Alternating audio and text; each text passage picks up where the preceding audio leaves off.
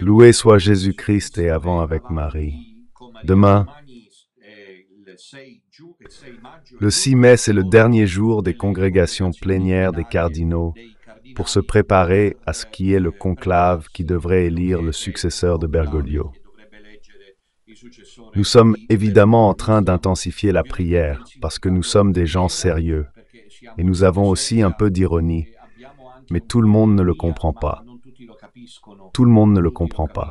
J'ai reçu plusieurs signaux quand j'ai parlé du cardinal Borrelius, plusieurs qui, s'ils ne comprennent pas l'ironie, quand je lui ai dit qu'il a un doctorat, moi j'en ai 2, tant pis pour lui. Ils ne comprennent pas que l'ironie est une bonne arme, mais qu'elle masque la gravité et la solennité du moment. Moi personnellement, je compte les heures pour savoir qui va apparaître. Parce que je sais que ma vie, que je n'en ai qu'une seule à disposition, que m'a donnée le Père éternel. Le Père éternel a aussi décidé que cette unique vie est consacrée à cette chose-ci, à cette situation ici. Donc il est évident que je suis tout à fait concerné, mais je ne m'y intéresse pas en bavard. En tant que journaliste, en tant que spéculateur. Parce que regardez, il y avait ceux qui sont partis avec des intentions apparemment bonnes. Et puis ils se sont fait que leur propre bassin d'utilisateurs qui les paie, ces gens-là. Disons ça, les scoops relatifs à ce que l'Église souffre. L'Église souffre, l'Église saigne, l'Église est crucifiée, l'Église endure. Et il y a ceux qui font des scoops et qui en profitent, les spéculateurs. Il y a ceux qui en tirent profit, qui ont trouvé une profession pour gagner de l'argent, pour avancer. Voilà. Je passe ces journées dans la prière, comme je pense beaucoup d'entre vous. Et alors demain n'est que le dernier jour des soi-disant congrégations générales ou plénières, au cours desquelles, à 2 reprises d'ailleurs, ainsi qu'il a été établi, les 133 cardinaux électeurs et les autres cardinaux âgés qui n'entrent pas en conclave cependant peuvent participer aux congrégations générales. Demain, c'est la dernière chance. Demain, c'est la dernière chance. Il est évident que nous ne sommes pas tenus de savoir de quoi ils ont parlé, mais quelque chose filtre. Alors, en attendant, nous nous préparons au rassemblement de Milan. J'ai appris qu'ils commencent à en avoir peur. Je ne peux rien vous dire de plus. Ils nous surveillent déjà avant même le successeur de Bergoglio. Ils nous observent. Ils pensaient que nous étions morts. Ils craignent l'exploit. Ils craignent l'exploit à Milan. Priez pour moi. Je demande aux frères du Sodalizio. À propos de la rencontre de prière que nous organiserons à Milan pour répondre à l'Église de Satan, car c'est bien de cela qu'il s'agit, je voulais vous faire part d'une information. Je vais vous la lire.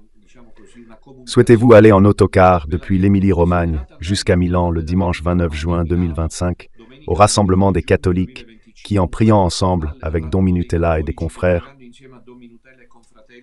resteront-ils break fidèles à la foi? Alors, écrivez au plus vite au 351 730 753, je répète, 351 730 753 3, en précisant à quel arrêt vous préfériez prendre le point. C'est une bonne initiative. Il est possible que certaines étapes soient ajoutées pour favoriser tout le monde. S'il y aura suffisamment de demandes, le car pourrait partir de Cesena vers 8 heures. Et puis, pour les autres demandes, appelez le numéro en question, il vous dira tout. 351 730 7533. Le thème de ce soir, qui accompagne cette semaine solennelle et historique au parfum apocalyptique, c'est le conclave, toujours entre parenthèses, et les problèmes qui éclatent au grand jour. Nombreux, trop nombreux. Ce matin, nous avions déjà parlé des problèmes soulevés au sein des congrégations plénières qui concernent la question de la pédophilie. Que Dieu nous préserve des prêtres pédophiles. Ils sont une catastrophe pour l'Église. Vraiment, le mot juste, c'est une catastrophe. Trop d'indulgence par le passé. Ensuite, on a parlé de la Chine à propos des accords retentissants que Parolin, le secrétaire d'État, a conclus avec le gouvernement central chinois, défavorisant complètement l'Église clandestine. Et encore, on a parlé de l'affaire Bekchu, qui continue malgré tout de faire la une, de la synodalité et de tous les problèmes. Je vous citais, si vous vous souvenez ce matin, le cardinal Zen qui, âgé de plus de 90 ans, est allé aux congrégations plénières pour dire en face à Parolin que c'est scandaleux qu'on veuille parler de la pédophilie. Et puis McCarrick, le cardinal McCarrick, qui est, comme vous le savez, décédé récemment, célèbre cardinal pédophile et homosexuel et aussi prêtre, encore en vie, père Ivan Rupnik avec Bergoglio, ils s'en sont sortis parce qu'ils savaient. Mais la nouvelle la plus surprenante de ce soir, qui me laisse sans voix, mais je me souviens plus où je l'ai prise, naturellement, tout cela devra être vérifié, c'est qu'ils ont identifié l'œil de l'aiguille. Voilà, ça s'appelle comme ça. L'œil de l'aiguille aurait, j'utilise le conditionnel, ayez de la patience, parce que naturellement, dans tout cela, il vaut mieux rester prudent. La Cruna del Lago a identifié, c'est lui, veille du conclave. Non, c'était Il Tempo, voilà. Alors c'est encore plus retentissant parce que c'est un quotidien. Il Tempo est un quotidien, non? Le Temps a publié un article retentissant, je vais vous le lire, le titre du Temps. Parolin, il y a sa signature sur le dernier document de l'affaire Sloane Avenue qui a marqué l'affaire Bergoglio. D'accord, pourquoi ne pas publier plus tôt? C'est la guerre. Adoptons de vraies stratégies. Donc, je dois vous dire la vérité parce qu'avec vous, je suis toujours très sincère. Même si, humainement parlant, cela peut sembler malhonnête de révéler ces choses pendant la phase. Maintenant, vous voyez, il reste un jour et ils rendent cette chose publique. Pourquoi ne le font-ils pas avant? Parce qu'en face, ils ont su faire pire. Nous sommes en guerre. Alors je suis désolé, je ne me sens pas de condamner celui qui, à la veille du conclave, à l'antépénultième veille du conclave, rend public, je cite le quotidien. Il Tempo qui écrit cela à quelques heures du début du conclave. Cela date de quelques heures seulement. C'est une nouvelle retentissante. Et retentissante parce que Becciu n'entre pas au conclave parce qu'il est coupable. En première instance de l'affaire très sale dont Bergoglio était sûrement informé, de l'achat de la maison sur la Slavinie à Londres. Pour ma part, je lis à seulement quelques heures du début du conclave.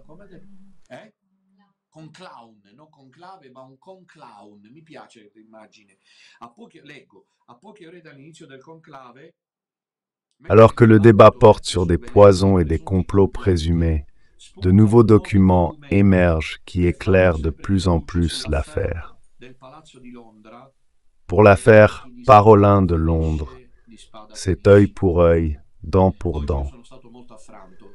Aujourd'hui, j'ai été très affligé, je veux me confier à vous. J'ai rencontré des personnes qui ne m'avaient jamais vu et une de ces personnes, je n'entrerai pas dans les détails, a manifesté à mon égard une véritable attitude de gêne. Cette personne était obligée de venir. J'ai compris pourquoi. Comme il ne me connaissait pas et qu'il devait venir pour cette affaire, il a pris des renseignements sur moi via Internet. Qu'en est-il ressorti? Le mensonge, la calomnie, la diffamation. Faux, tout est faux. Moi, pour avoir dit que Bergoglio n'est pas le pape, je paie un prix extrêmement élevé dont je ne sais pas quand il pourra finir. Jésus, quand il est mort, ensuite ils ont dit que c'était un imposteur et ils ont voulu des gardes pour les pharisiens après sa mort. Les gens veulent savoir qui est ce minuté-là qui dit des choses intéressantes, alors ils vont voir qui il est. Enlèvement. Les femmes, je me fais de l'argent, je suis un gourou et toutes ces autres choses que vous connaissez. Tout cela est faux, naturellement. Mais attention, qui frappe par l'épée, il frappe. Regardez à quel point cette fausse église est tombée bas. Et c'est aussi grâce à moi d'avoir su patienter, d'avoir su brandir la couronne du rosaire, d'avoir résisté seul pendant de longues années. Puis les confrères sont arrivés, d'abord Don Enrico et ensuite les autres. Quelqu'un est même parti pour des raisons farfelues. D'avoir résisté, sachant que la justice de Dieu existe déjà sur terre. Déjà sur terre, elle existe. Pas seulement après. Après, c'est terrible parce que ceux qui se comportent mal. Bergoglio a contracté d'énormes dettes. Avec moi, il peut le savoir, où qu'il soit.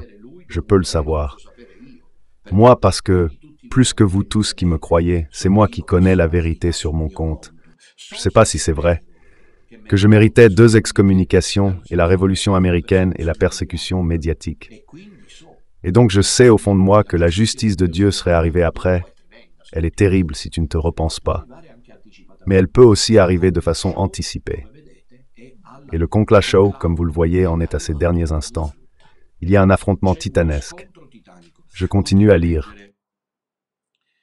À quelques heures du conclave, alors que l'on évoque poison et complot présumé, des documents éclairent l'affaire du Palais de Londres, culminant dans le scandale du cardinal Angelo Becciu, retiré il y a quelques jours. La dernière lettre qui circule au Vatican et que le journal Il Tempo publie en exclusivité porte la signature du secrétaire d'État Pietro Parolin, favori des papabili pour le prochain conclave. Une signature apposée au bas du mémorandum, c'est une chose honteuse, c'est tout mensonge. Là-dedans, c'est que de la fausseté, c'est que des choses malhonnêtes. Il y a le diable. C'est le cocktail de Satan là-dedans. Oui, c'est vrai, quelques cardinaux font semblant de ne pas le savoir, d'autres négocient, d'autres s'alignent, mais c'est cela, c'est la fausse église dont parlait Catherine Emmerich,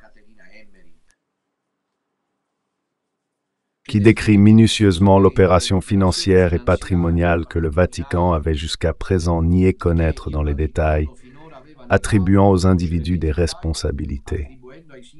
Sous le mémorandum, Parolin écrit de sa propre main un commentaire, ce qui, au contraire, semblerait confirmer que le Saint-Siège non seulement était informé de l'affaire de Sloane Avenue, mais que la secrétaire d'État, dans sa plus haute fonction, représentée par Parolin, avait de sa propre main autorisé l'opération.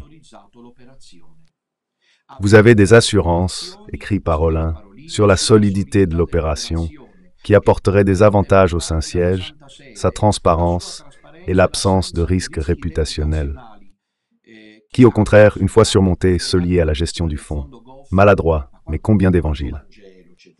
Mais va dans une église pour les pauvres. La voilà, et ferme-la, église des pauvres. Et il y a ceux qui disent « Dominutella est obstiné, il veut faire son église. Mais moi, qu'est-ce que j'y gagnerais ?» À ce stade, il ne vaudrait pas mieux revenir en arrière. Peut-être que Dieu veuille qu'apparaisse un pape qui condamne Bergoglio et dise « C'était la fausse église. On s'est moqué de nous pendant 12 ans. » Bien sûr que oui. Et tout ce document que le secrétaire d'État rédige et signe, c'est une farce. Donc il y a la signature de Parolin, et le temps décide de rendre cette note, ce truc-là. Ici, à 2 jours du conclave et 1 jour de la dernière congrégation plénière. Tu as compris? Le diable fait les casseroles, mais oublie les couvercles. Voilà.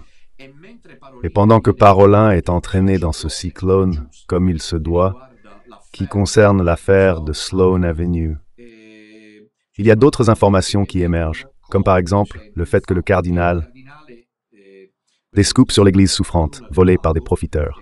Qui est un profil? Je les cite quand je prends ailleurs. Quand ils prennent chez moi, ils ne me citent pas. Avec moi, ils ont une dissonance incroyable, mais tous incroyables. J'ai donné des informations en avant-première, mais Aleodomina ne l'a jamais cité. Jamais. Moi, je les cite. La Cruna del Lago écrit « Certains cardinaux ont été vus entrer hier. Plusieurs cardinaux dans l'appartement du cardinal Burke. »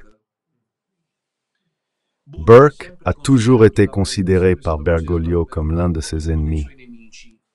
Le front conservateur est en train de se resserrer pour stopper immédiatement toute tentative de coup de force de la part des progressistes. C'est ce qui ressort de ce blog. Mais en même temps, les partisans de Bergoglio, eux, ont désormais des armes en main. Je citerai seulement 2 exemples. Le cardinal Casper a fait une nouvelle déclaration et un cardinal totalement inconnu, Ignacy Surayo, RDO, qui devrait être de quelle nationalité? Nous allons le voir maintenant, comme il a été dit, en avant sur la ligne de François. Donc, comme vous le voyez, la guerre est en cours. Les problèmes arrivent tous en même temps, mes chers. Il y en a beaucoup, trop, mais c'est normal, après 12 années de chaos, de désordre total. Il est évident que maintenant, s'ils sont sérieux, ils ne peuvent pas penser résoudre tout ça en 2 temps, 3 mouvements, à moins que tout cela ne soit qu'une mise en scène. Alors commençons maintenant entre les deux, par celui qui s'est exprimé dans la presse, le quotidien turinois, le cardinal Casper. Ceci est d'aujourd'hui, ce matin à 11h16, cela a été posté. Le cardinal Casper n'a pas besoin de présentation.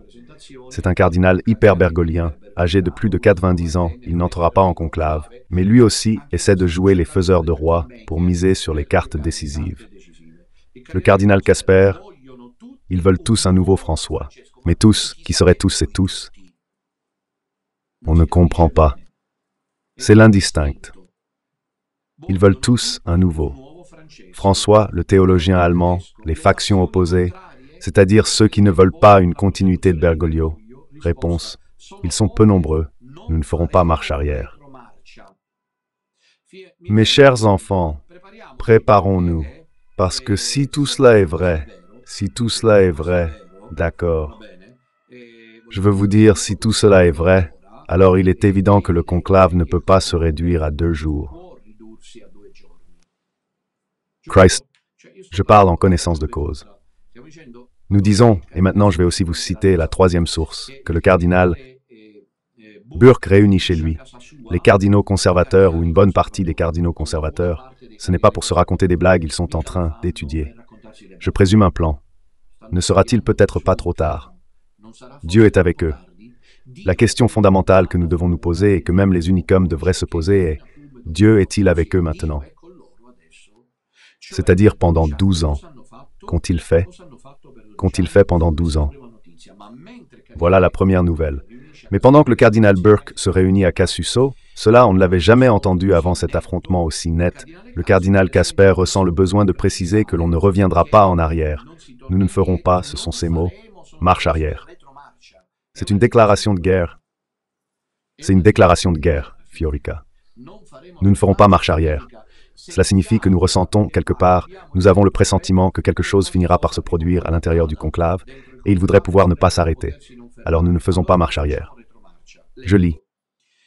Regardez attentivement autour de Saint-Pierre, dit Casper aux journalistes, et à Sainte-Marie-Majeure, demandez à la foule. Tous vous répondront qu'ils attendent un nouveau François. Sans chercher une photocopie, je suis convaincu que nous continuerons sur la ligne de Bergoglio. J'en ai parlé avec beaucoup de cardinaux. Trop de problèmes à régler, c'est le titre de ce soir. Mais pourquoi le conclave doit-il débattre de la situation? Est-ce que cela avait été fait avec Wojtyła?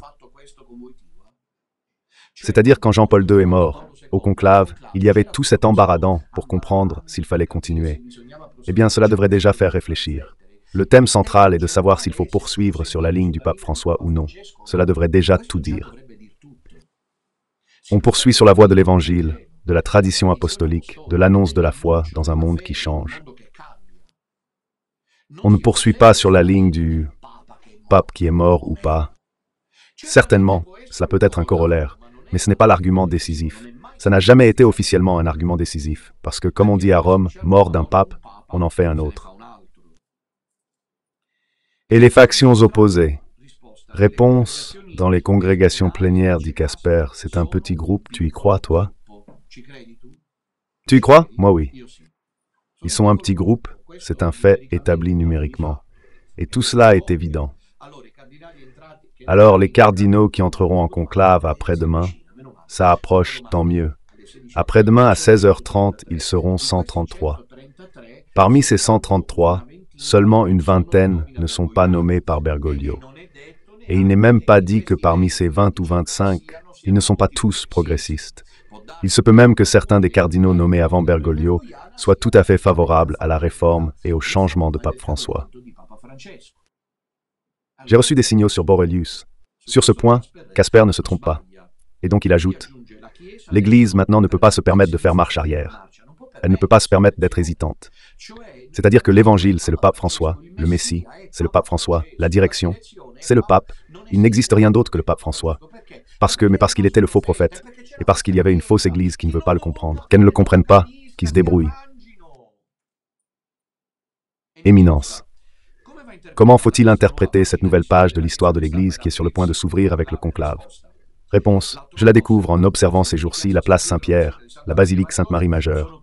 Elles sont pleines de fidèles en prière, un signe très fort. Les gens ne sont pas indifférents, comme certains veulent le faire croire. Ils sont impliqués, ils sont profondément touchés. Donc, ce n'est pas vrai que, comme au contraire, il est évident que les gens, tout bien considérés, à part les touristes qui étaient arrivés à Rome. Tiens donc, à Pâques, quand Bergoglio est mort, il est mort justement le lendemain de Pâques. Et ils ont compté, ceux qui sont sérieux ont compté, que les soutiens bergoliens étaient là. Mais ils pouvaient dépasser 100 000. Journalistes ou spéculateurs, idéalistes d'abord, mercenaires pour les payeurs. Avec un pape qui avait démissionné des années auparavant de façon invalide, c'est avec arrogance qu'il a dicté les règles de ses funérailles funestes, obligeant les employés du Vatican à aller travailler. Et il n'est pas descendu rendre hommage à la dépouille du pape défunt parce qu'il devait se reposer, alors que, selon sa volonté, le corps a été transporté en civière dans une camionnette. Pape Benoît. Quand on parle de 2 300 000, il faut d'abord penser aux touristes, ceux qui étaient sur la place Saint-Pierre et passaient devant la barrière, chacun a ce qu'il mérite, et ils se sont fait un selfie avec le cadavre, voilà comment ils le racontent. Ceux-là étaient les dévots. Ils ont placé là une sœur installée là qui pleurait tout le temps. Et puis il y avait les jeunes qui étaient venus pour le jubilé des adolescents, qui était prévu depuis longtemps. Donc Casper, scusate non petita, accusatio manifesta. Regardez cette foule autour du Vatican et de la tombe du pape. Casper n'en a pas parlé, diva. Vous avez demandé pourquoi? 3 ou 4 millions. Avec la votive, ça ne comptait pas. Parce que quand Giovanni Parolin II est mort, Casper était celui qui avait dit « Nous ne pouvons pas continuer avec cette ligne, excuse-moi, alors tu es schizophrène. Parce que si tu dis qu'il faut continuer avec la ligne du pape François. » Donc ils étaient enterrés 200 000 personnes à la place Saint-Pierre. Et au lieu de cela, avec 3 millions de personnes à la place Saint-Pierre, pour la votive, tu dis qu'il fallait changer de direction. Alors là, tu es vraiment malhonnête. Mais ceux-là sont les partisans de Santa. Il y a un message d'Anguera, dans lequel la Vierge a dit, elle a parlé de Casper. La présence massive de personnes autour du Vatican et de la tombe du pontife indique que le lien entre l'Église et le peuple est encore vivant, et peut-être plus fort que jamais. Malgré les difficultés, les critiques, les erreurs, les gens sentent que l'Église peut offrir une parole précieuse pour la vie, réconfortante et éclairante. Ceci est un message clair pour les cardinaux. Regarde, ça c'est un comportement mafieux. Ceci est un message clair pour les cardinaux appelés à élire le nouveau successeur de Saint-Pierre. Question: en quel sens? Réponse: de ma fenêtre, je vois des personnes de tout âge qui attendent patiemment, et vous le faites. Aujourd'hui, cette interview, pendant des heures sous le soleil, ce sont les touristes. Je vous l'assure, je vous le jure, ce sont les touristes. Ce sont les touristes qui veulent entrer dans la basilique de Saint-Pierre, par ailleurs de Sainte-Marie Majeure, et ils les échangent. De longues et interminables files d'attente ne cherchent pas un spectacle, mais une proximité. Voilà pourquoi je dis que cette attente silencieuse est déjà une forme de vote. Pendant ce temps, Burke, lui, réunit chez lui les cardinaux conservateurs. Ce n'est pas écrit. Vous voyez qu'ils ne sont pas frères, mais plongés dans un affrontement inutile. Croyez-moi, j'ai donné ma vie. Je vis, mais je me sens mort depuis des années. Cela ne s'intéresse absolument pas, mais alors surtout pas du tout, au salut des âmes, ni même au bien le plus élémentaire de l'Église. Mais ôtez-vous immédiatement cela de la tête, car ces personnes ne s'intéressent en réalité qu'au jeu de pouvoir maçonnique. Ils n'ont vraiment aucun intérêt d'ordre spirituel. Alors, quelle est la question exacte? Quel est précisément le profil du prochain pontife? Que veulent donc les fidèles aujourd'hui? Que doit alors répondre Casper? Un pape dans la lignée de François. C'était la réponse, un pape dans la lignée de François. Voilà, cela suffit comme référence à Casper, mais j'avais dit qu'il y avait 3 nouvelles, la première 4, en fait la première, la plus retentissante, celle de Parolin, duquel le journal Il Tempo signale une signature sur un document dans lequel il est impliqué concernant la Slow Avenue. Moi je signe parce que je suis capable ensuite de gérer les plaintes. Je cite le quotidien Il Tempo. Le quotidien Il Tempo cité, d'accord? Puis nous avons donné des nouvelles du Kennelburg, qui réunit chez lui les cardinaux conservateurs. Et maintenant nous avons lu l'interview dans la presse du cardinal Casper, qui dit qu'on ne revient pas en arrière, qui dit, comme vous l'avez clairement entendu, que les factions opposées sont peu nombreuses, nous ne ferons pas marche arrière. Faut-il un pape comme François? Et la dernière nouveauté, un cardinal jusqu'ici inconnu. Un cardinal. Cela est également rapporté ici. Le temps qui est le cardinal indonésien, il vient d'Indonésie. Le cardinal indonésien, Ignatius Surayo Ardioatmodio. Ma vie est à Dieu pour cela. Tu veux entrer en conclave, toi? Si quelqu'un qui s'appelle Ardioatmodio, Ignatius Surayo, entre en conclave, ce cardinal indonésien, d'il y a tout juste quelques heures, le quotidien Il Tempo révèle, dans les congrégations plénières, je dois demander de l'aide. Je vais maintenant vous le lire attentivement. Il est dit qui se termineront demain. Il n'est pas apparu de personnage unificateur pour le conclave. C'est-à-dire, pratiquement, si cette affirmation de ce cardinal indonésien était vraie, ce serait vraiment quelque chose d'incroyable qui serait en train de se produire. Que demain se termineront les congrégations plénières. Après-demain à 16h30, on entre en conclave. Et ce cardinal indonésien, qui manifestement n'aurait aucune raison à mon avis, de devoir l'inventer, il dit qu'il n'y a aucun accord, personne n'a émergé comme figure importante pour entrer en conclave. Il affirme qu'il y a eu beaucoup d'interventions, il n'y a aucune avancée sur le non. Attention, maintenant, mais la seule chose claire est que nous voulons avancer sur la ligne du pape François. Il me semble que plus clair que cela, c'est clair. Plus clair que ça, on en meurt. C'est-à-dire, ce cardinal, à mon avis, il aurait le droit d'être considéré comme crédible. Il affirme que demain est le dernier jour des congrégations générales. Je crois qu'il doit y en avoir deux, si je ne me trompe pas, 2 sessions, le matin et l'après-midi. Demain après-midi se termineront les congrégations plénières. Donc nous sommes dans la dernière ligne droite.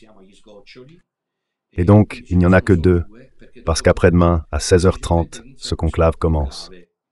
Alors ce cardinal, dont j'aime bien rappeler à nouveau le nom, Ignatius Surayo, explique posément qu'il n'y a strictement aucun progrès notable concernant le nom du possible futur élu, mais la seule chose claire. Maintenant, il faudrait comprendre s'il parle au nom d'une partie des cardinaux présents aux congrégations plénières, qui, je vous le rappelle, prévoit aussi la participation des cardinaux non électeurs. Je ne me souviens plus combien ils sont. La seule chose claire, c'est que l'on veut aller de l'avant sur la ligne du pape François, comme l'a dit le cardinal Casper, et le prochain pape dans la lignée du pape François. Donc il semble que, d'après ces déclarations, la question n'est pas de savoir quelles sont les priorités que le nouveau malheureux doit poursuivre. Quel pourrait être, par exemple, le problème de la pédophilie?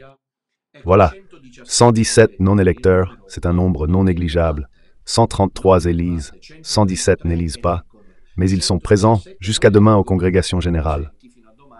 Et parfois, ils ont plus de poids que ceux qui entrent ensuite en conclave, parce qu'ils posent des questions. Je dis quelque chose d'important. Le malheureux qui arrive ne doit pas accomplir ce que veut l'Esprit Saint, mais ce que veut le pape François. Cela n'est jamais arrivé. Cela n'est jamais arrivé. Wojtyla a régné 26 ans. Lorsqu'il est mort, Ratzinger a été choisi, et il ne s'agissait évidemment pas de poursuivre Wojtyla, mais de poursuivre l'œuvre évangélisatrice de l'Église dans un monde qui change. L'annonce, les manières, les formes. Je crois que s'ils sont sérieux, ils devraient discuter des formes, des manières d'annoncer l'Évangile à l'époque de l'intelligence artificielle, à l'époque de la haute technologie avancée, à l'époque du développement des nanotechnologies. Cela devrait être sérieux. Ensuite, c'est l'Esprit Saint qui choisit qui que ce soit. À travers, évidemment, l'action des cardinaux. Mais non, personne n'en a rien à faire de cela. Ce qui importe à ces cardinaux francs-maçons, c'est de garantir qu'arrive un pape, je cite Casper, dans la lignée du pape François, un pape, je cite le cardinal Ardioatmodio, qui poursuive sur la ligne du pape François. La lignée, c'est la ligne. Abandonnez tout espoir. Oh, vous qui entrez ici. Et le conclave écrivait « Laissez ». Laissez toute espérance, vous qui entrez ici. Ceci est le conclave à la chapelle Sixtine. Donc la situation, comme vous le voyez, est très tendue. Le conclave arrive à un point critique. Mais le plus sympathique de tous, à mon avis, reste Zuppi. Même si tout s'écroulait, il ferait mine que tout va bien, parce qu'on le lui impose. En effet, à la sortie de l'une des congrégations plénières, il a dit comment se passent les derniers préparatifs du conclave. Une merveille. Une merveille. Juste pour vous dire. En attendant, la nouvelle de la signature du document de Slow Avenue par le cardinal Parolin circule depuis un certain temps dans tous les autres quotidiens, surtout ceux qui ne sont pas alignés. Voilà la situation. Maintenant, pour conclure, ensuite demain matin, naturellement, nous poursuivrons nos demain, c'est le dernier jour des congrégations plénières, et puis nous accompagnerons dans la prière ça, je ne sais pas comment l'appeler, cet événement qui, à partir du mercredi 7 mai, se déroulera dans l'attente que l'élu se présente. Ce que je voudrais vous dire, c'est ceci, mes chers enfants. Les problèmes qui arrivent au grand jour sont nombreux. Nous le voyons ces jours-ci. Je reçois un remerciement qui me réconforte beaucoup de la part de tant de personnes, vraiment beaucoup, qui me remercient parce qu'ils ne manquent pas un seul épisode et disent « Père, moi je n'aurais jamais pu comprendre ces choses.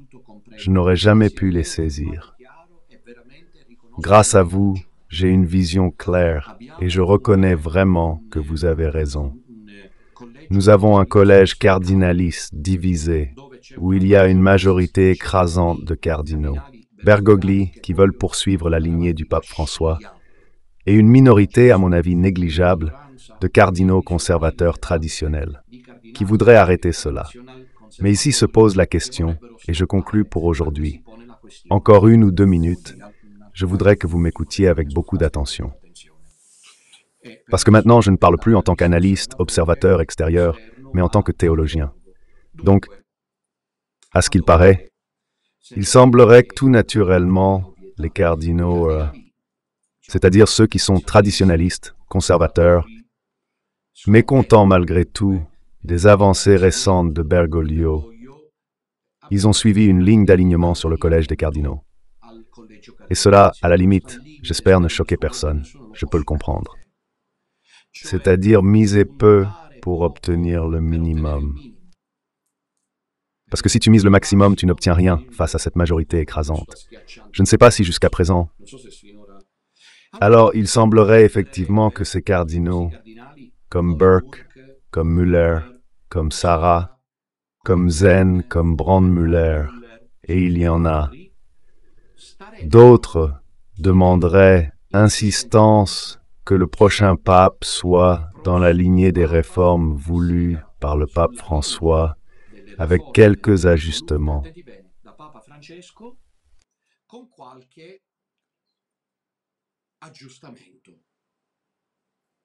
C'est très sérieux ce que je suis en train de dire, parce que cela entraînera dans la tromperie. Je ne dis pas des milliers, necum. Quels ajustements? Ils ont précisé lesquels. C'est scandaleux, voici pourquoi. Fiducia supplicans et la synodalité. Je suis d'accord. Fiducia supplicans introduit les couples homosexuels contraires à la tradition. Si la synodalité persiste, l'Église renonce à sa hiérarchie. Voici une vidéo, conclusion du pape Parolin. Elle élimine définitivement la constitution hiérarchique de l'Église pour établir une sorte d'assemblée parlementaire. C'était ce que Bergoglio voulait. Mais sommes-nous sûrs que ces concessions obtenues résoudront le problème? Réfléchissons-y bien. Je voudrais dire aux pauvres malheureux qui vous tombent dessus que, une fois de temps en temps, croyez-moi, je vous le jure, je ne sais pas sur quoi, je suis très sincère, je n'en retire rien. Mais je pose la question, sommes-nous sûrs que ces éventuelles concessions ne facilitent pas la tâche du parti bergoglien. Oui, nous nous mettons d'accord pour revoir, confiance, supplication, et nous faisons le synode d'une autre manière. Mais, et tout le reste? Les leçons invalides de Bergoglio, la démission de Benoît XVI, la Pachamama au Vatican qui mérite, après des années, une liturgie réparatrice où étaient Burke et Sarah. Et surtout, en tant que théologien. Je le dis, ce qui est le plus grave de tout, c'est le syncrétisme de Bergoglio. C'est-à-dire qu'il devrait aussitôt dire cela pour le bien des âmes. Mais évidemment, rares sont ceux qui aiment les âmes comme nous. Il devrait dire que le syncrétisme selon lequel toutes les religions sont égales, le document d'Abu Dhabi, le pape se montre aussitôt. Il doit le déchirer pour le bien de l'Église parce que cela va ouvertement, plus que toute autre chose, contre le patrimoine catholique, contre l'identité même de la foi. Alors si les choses se sont passées ainsi, senti-rebut, qu'est-ce qu'on doit attendre? Un compromis est probable, c'est-à-dire que les cardinaux bergogliens, voyant une opposition déterminée de la part des cardinaux traditionnels conservateurs, obtiendraient d'eux des concessions. Mais dans le fond, ensuite, rien ne change. Parce qu'en fait, c'est même pire. Cardinal Müller, je fais bref, les portes du conclave s'ouvrent, extra omnes, c'est désormais une question d'heure. Extra omnes, dans quelques heures. C'est pourquoi je vous dis, le cardinal Müller, si vous vous souvenez, nous en avons longuement parlé.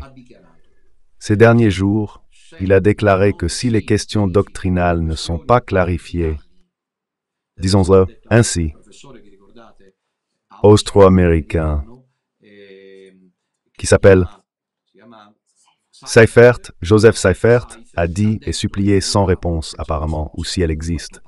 Le professeur Seifert ne l'a pas rendue publique, mais il ferait bien si elle existe de la rendre publique. Mais je présume qu'on ne la lui a pas accordée. La réponse, c'est le cardinal Giovanni Battista Re, auquel il a dit « Vérifiez les erreurs doctrinales du pape François avant le conclave. Parce que si vous entrez en conclave sans avoir vérifié les erreurs doctrinales du pape François, les conséquences seront, je me souviens de cette expression, catastrophique. Que peut-elle vouloir dire?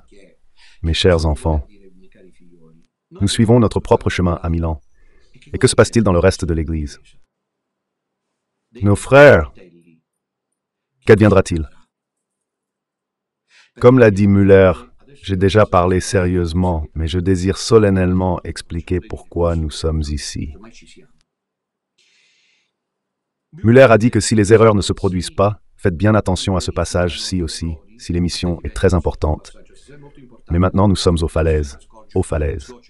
Il reste 43 heures avant l'extra omnes. Tout le monde dehors et on ferme le conclave.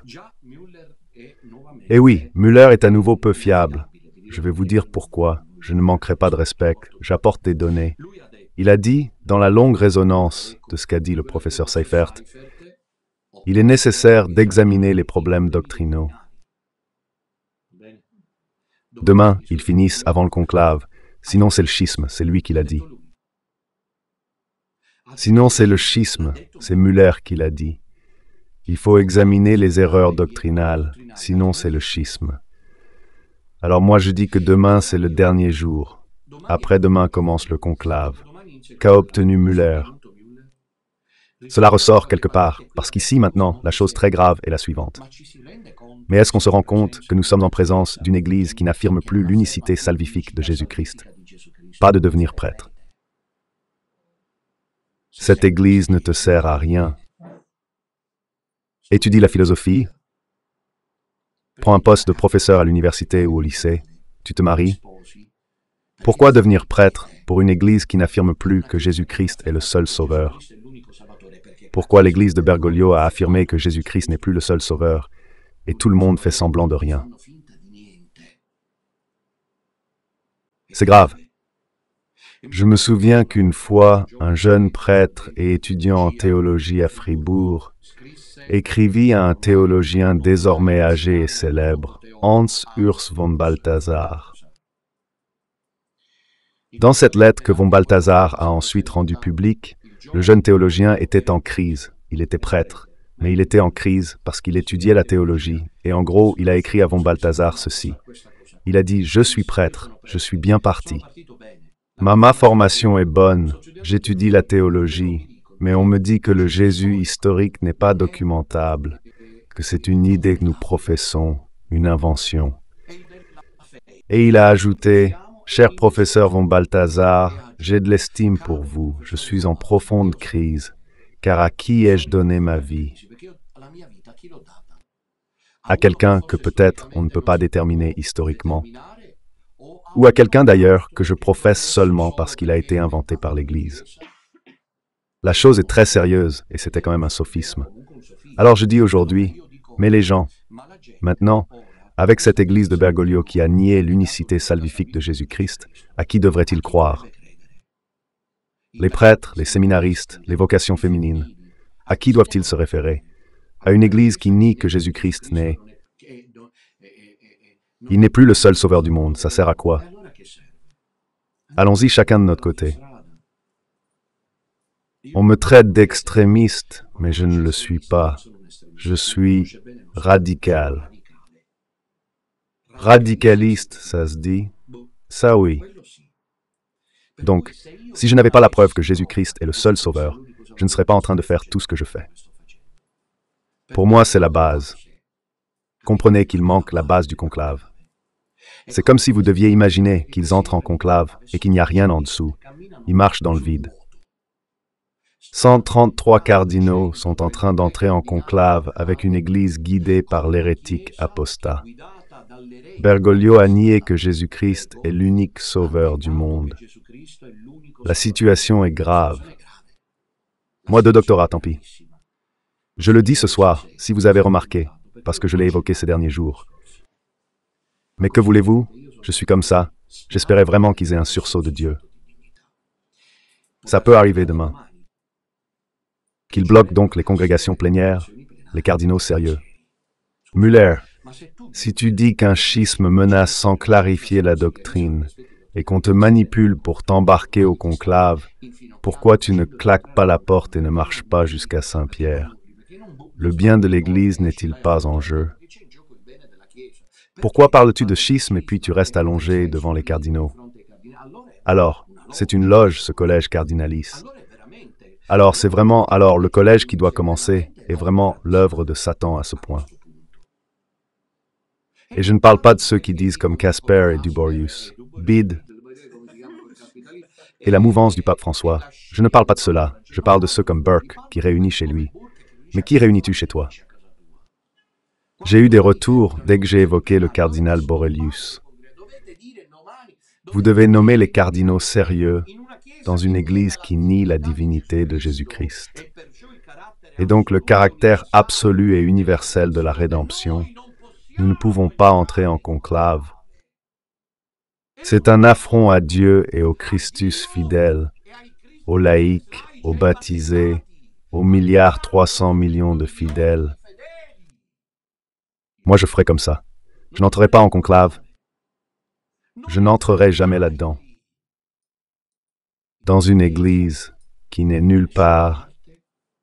Et je trouve vraiment cela absolument bouleversant.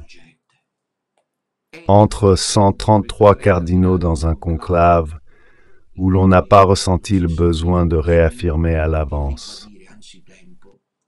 Au nez et à la barbe de Bergoglio et de ses adeptes, Jésus-Christ est le seul sauveur. C'est évident, pas besoin de le dire, non? Il l'a dit après qu'un imposteur s'est fait passer pour pape et nié le vrai pape. Et alors s'il l'a dit et qu'il a signé un document comme celui d'Abu Dhabi, il est plus que nécessaire de le dire. Mais c'est Don Minutella qui se trompe. Cela fait des années qu'ils disent cela. Je me souviens de leurs premières incursions à la petite Nazareth, où vivaient les petites sœurs, avant d'être chassées par la persécution médiatique. C'était juste l'heure où ils avaient fini de cuisiner. Donc, comme dans toute maison normale, il y avait les casseroles empilées les unes sur les autres, entassées. Et je me souviens d'Eleonora, la présentatrice d'histoire italienne. Regardez vraiment, elle ne s'en rend pas compte. J'ai vu de mes propres yeux quand elle m'est rentrée dedans. Sekipaon, et en sortant un prêtre, il l'a embrassé. Bravo. Tu as fait un excellent travail, ce sont tous des francs-maçons. Nous sommes entourés de gens sans scrupules. Ceux qui n'ont pas voulu comprendre ne l'ont pas compris, qu'ils se débrouillent. Et nous, qu'est-ce qu'on fait? Pomone. Autre chose à faire. Jésus-Christ, seul Sauveur. Tenez votre conclave, nous irons à Milan pour le proclamer. Et si vous feignez de l'affirmer, c'est clair que vous ne l'aimez pas.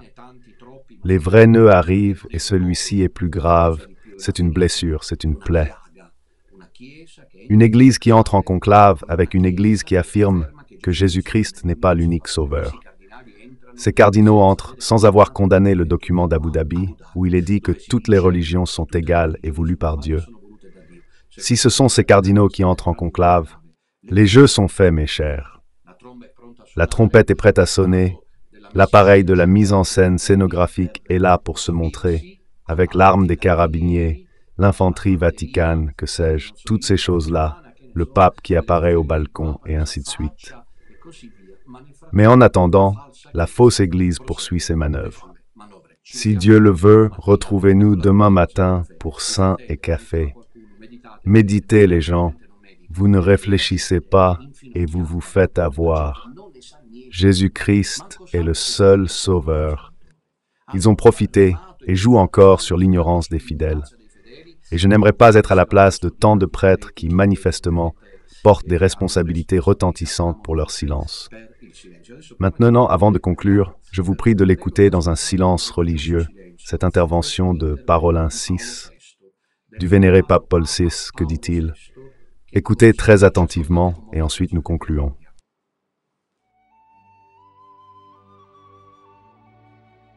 Nous sommes dans l'Église. Nous appartenons à l'Église. Nous sommes baptisés. Nous sommes enfants du Christ. Nous avons la même foi. Eh bien, celui qui appartient à cette société qu'on appelle aujourd'hui le peuple de Dieu, qu'on appelle la communauté chrétienne, eh bien, il doit savoir que cette communauté est organisée. Et elle ne peut pas vivre sans l'innervation d'une organisation précise et puissante, qu'on appelle la hiérarchie. Chers enfants, cette hiérarchie qui vous parle, ce vicaire du Christ qui aujourd'hui est devant vous, vous dit ceci, que nous ne sommes pas faits tant pour commander que pour servir. Puis-je vous demander, mes enfants, très chers, cette grâce que vous ne me refusez certainement pas. Aimez-le.